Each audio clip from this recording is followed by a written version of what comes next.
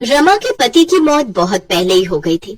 तब से रमा ने लोगों के घरों में काम करके अपनी इकलौती बेटी पाखी को पढ़ाया लिखाया। 12वीं करने के बाद पाखी ने भी अपनी माँ की मदद करने की ठानी। उसने एक कंपनी में नौकरी के लिए इंटरव्यू दिया, जिसमें वो सेलेक्ट हो गई और उसकी नौकरी लग गई।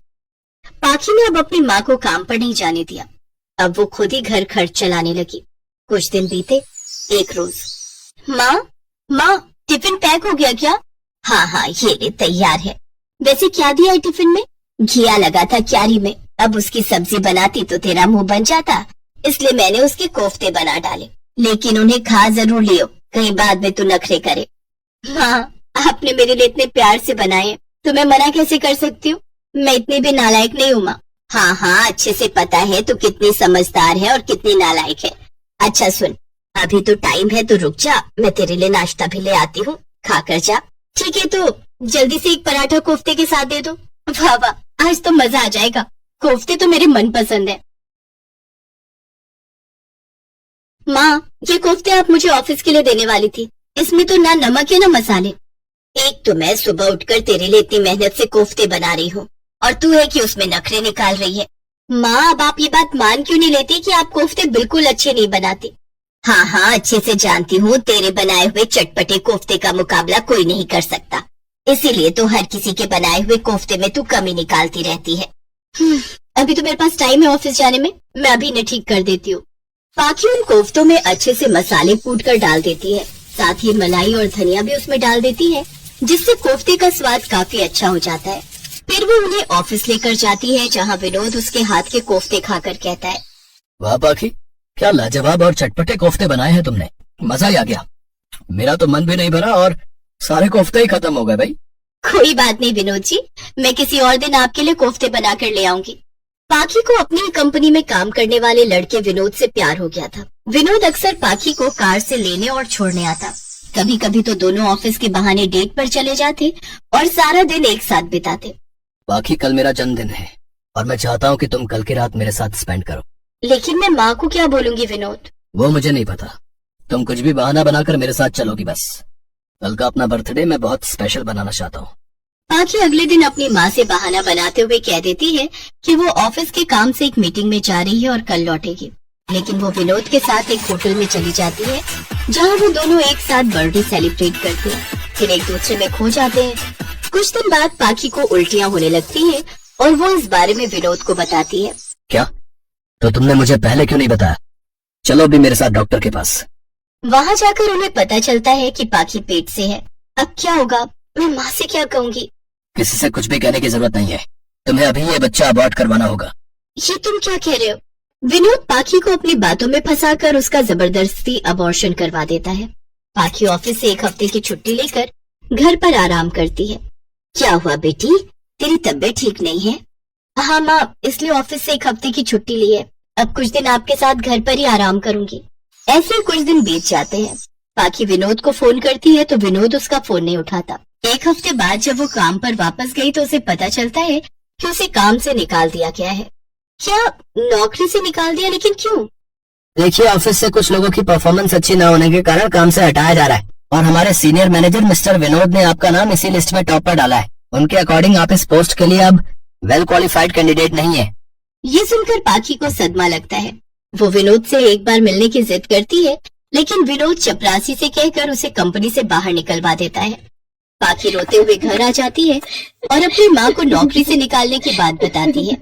क्या निकाल दिया? लेकिन वो ऐसा कैसे कर सकते हैं? मेरी बच्ची तू रो मत, तू तो बड़ी हिम्मत वाली है ना, तो मैं जानती हूँ तू जरूर कुछ बड़ा करेगी। नौकरी जाने से और विनोद के धोखा देने से पाखी बुरी तरह टूट जाती है। वो अच्छे से समझ चुकी थी कि ये सब विनोद ने किया है। ऐसे ही कुछ दिन बीतते हैं। एक रोज, माँ मेरी तो कुछ समझ में नहीं आ रहा, अब घर कैसे चलेगा? मुझे जल्दी नई नौकरी की तलाश करनी होगी। नहीं मेरी बच्ची, तू अब नौकरी नहीं करेगी। अरे एक छोटी सी गलती होने पर उस कंपनी ने तुझे ऐसे निकाल दिया जैसे दूध में पड़ी मक्खी। बेटा अब तू खुद का कोई काम शुरू कर। अपनी माँ की ये बात पाखी के दिल पर लग जाती है और वो सारी रात यही सोचती रहती है। फिर अगले ही दिन वो घर में रखी थोड़ी बहुत बचत निकालती है और उससे कोफ्ते बनाने का जरूरी सामान, साथ ही एक ठेला खरीद लेती है। फिर अगले दिन से ही चटपटे कोफ्ते बनाकर पराठे के साथ बेचने लगती है।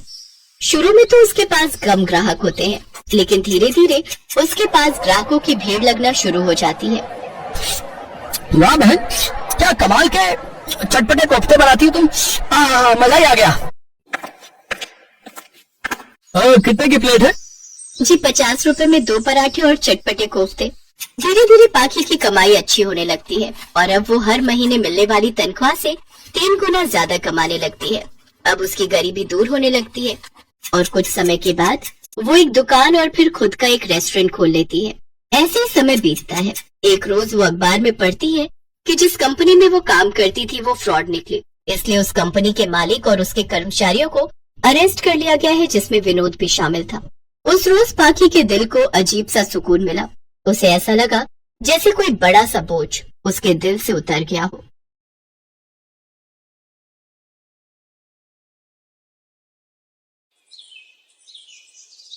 गांव से दूर एक शहर में कन्हैया नाम का एक आदमी अपने ठेले पर आलू पूरी बेचा करता था। उसकी आलू पूरी बहुत ही स्वाद बनती थी।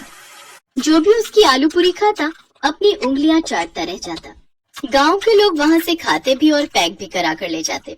कन्हैया ने अपनी आलू पूरी के दाम भी काफी कम रखे थे, जिस कारण से कन्हैया के ठेले पर भीड़ लगी रहती थी।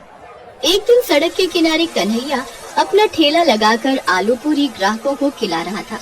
अरे भैया, एक प्लेट और देना। इस आलू पूरी का स्वाद तो इतना बढ़िया है कि खाते चले जाओ भैया। अरे कन्हैया, तुम ऐसा क्या अपनी आलू पूरी में मिलाते हो भाई, जो इतना स्वादिष्ट बनती है? नहीं साहब, मैं ऐसा कुछ नहीं मिलाता। ये तो आप लोगों का आशीर्वाद है जो मेरी बनी आलू पूरी का स्वाद और भी दुगना कर देता है। और इस तरह कन्हैया की आलू पूरी शाम तक समाप्त हो जाती। कन्हैया अपनी आलू पूरी में ताजी सब्जियों का इस्तेमाल करता था और मसाले भी अपने हाथ से कूट कर डालता था। कन्हैया गरीब जरूर था, लेकिन बहुत ईमानदार था। ऐसे ही एक समय की बात है। कन्हैया अपने परिवार के साथ अपने मित्र की शादी में जा रहा था। तभी रास्ते में उसकी पत्नी और उसके बच्चे को भूख लगती है। अरे सुनिए, मुझे और बच्चों को बहुत जोरों की भूख लग रही है, कुछ खिला दो ना। कन्हैया को वहाँ पर एक आलू पूरी का ठेला दिखाई दिया, जिस पर काफी भीड़ लगी हुई थी। कन्हैया ने कहा, चलो आलू पूरी खा लेते हैं, तुम्हें काफी भूख लगी थी ना। और वो अपने परिवार के साथ उस ठेले पर पहुँच गए। भैया, आलू पूरी बनाना। उसने आलू पूरी लगा कर दी। आलू पूरी खाते ही, अरे ये कैसी आलू पूरी है, इसमें तो कोई स्वाद ही नहीं, ये तो खाई ही नहीं जाएगी। अरे इस आलू पूरी का स्वाद तो बिल्कुल भी अच्छा नहीं है। ऐसे भी कोई आलू पूरी बनाता है? इसमें टमाटर का तो पता ही नहीं है, ना ही कोई मसाले हैं, और देखो महंगी भी कितनी कर रखी है। पता नहीं लोग कैसे आलू पूरी खा रहे हैं। और तो और देखो लोगों की भीड़ कैसी लगी हुई है। हाँ देखो ये लोग कैसे खा रहे हैं, इसमें तो बिल्कुल भी स्वाद नहीं है, मैं तो नहीं खा सकती। तभी बच्चा कहता है, पापा मुझे तो बिल्कुल भी अच्छी नहीं लग रही, मुझे तो आपकी बनाई हुई आलू पूरी ही अच्छी लगती है। ये कहकर तीनों ने अपनी प्लेट हटा दी। आप कितनी अच्छी आलू पूरी बनाते हो, इतने कम रेट में देते हो, इसके हिसाब से तो आपकी आलू पूरी के रेट काफी ज्यादा होने चाहिए। यही बात करते हुए वो अपने रिश्तेदार के घर जाने लगे। कुछ समय बाद शादी करके जब वापस आए, अगले दिन कन्हैया के मन में काफी लालच आ जाता है और वो आलू पूरी बनाकर ठेला लगाता है। और वो अब अपनी आलू पूरी के दाम 15 से हटाकर 25 रुपए कर देता है। तभी उसके ठेले पर एक आदमी आलू पूरी खाने आता है। अरे कहाँ चला गया था कन्हैया? एक दिन तुम्हारे हाथ की आलू पूरी नहीं खाई तो ऐसा लग रहा है मानो कुछ खाया ही नहीं हो। अभी देता हूँ साहब। और वह आलू पूरी देता है। ग्राहक आलू पूरी खाकर पैसे देने लगता है। तभी उसकी नजर उस बोर्ड पर पड़ती है।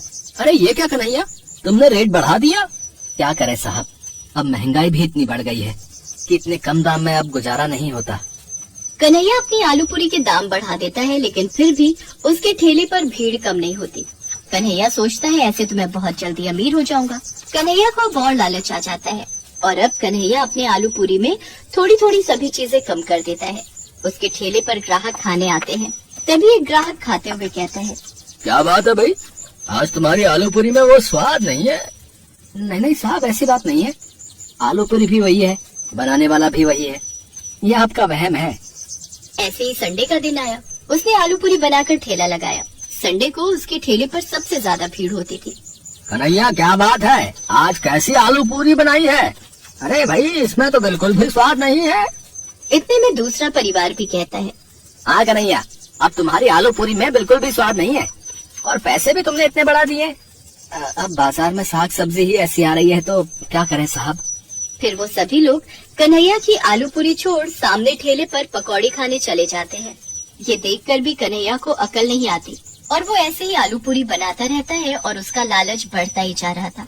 वो अमीर तो हो ही गया था, अच्छा घर, बच्चे को अच्छे स्कूल में पढ़ा रहा था। अब देखते देखते उसके ठेले पर कोई नहीं आता। क्या बात है, आज कोई आलू पूरी खाने नहीं आ रहा है। तभी कन्हैया ने देखा जो लोग उसकी आलू पूरी खाने आते थे आज सामने ठेले पर पकौड़ी खा रहे हैं। वाह भाई वाह, मजा ही आ गया पकौड़ी खा के। है क्या स्वाद है भाई, ऐसे पकौड़े तो मैंने आज तक कभी नहीं खाए। कहता हुआ चला जा रहा था।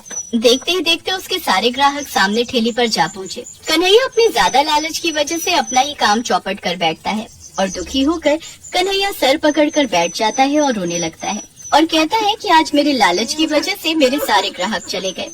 मैं जो भी कमा रहा था वो भी मेरे हाथ से गया। फिर वो सोच लेता है कि मैं फिर से पूरी ईमानदारी के साथ आलू पूरी बेचा करूंगा और कभी भी फिर ऐसा काम नहीं करूंगा।